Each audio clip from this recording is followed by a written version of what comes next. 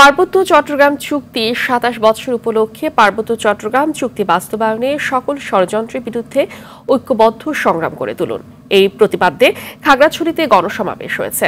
সকালে খাগড়াছড়ি মারমা উন্নয়ন সংসদ হলরুমে এ গণসমাবেশ হয়েছে। গণসমাবেশে পার্বত্য চট্টগ্রাম জনসংহতি সমিতি এম.এন. লারমা দলের কেন্দ্রীয় কমিটির সহ সভাপতি সুভাষ কান্তি চাকমা, কমিটির সাংগঠনিক সম্পাদক সুধাকর ত্রিপুরা উপস্থিত ছিলেন। এ সময় দীর্ঘ ২৭ বছর পেরিয়ে গেলেও ভূমি বিরোধ নিষ্পত্তি, স্থায়ী বাসিন্দাদের নিয়ে পূর্ণাঙ্গ ভোটার তালিকা প্রণয়ন করে জেলা পরিষদ নির্বাচন না দিয়ে চুক্তি বাস্তবায়ন না হওয়ায় হতাশা প্রকাশ করেন বক্তারা।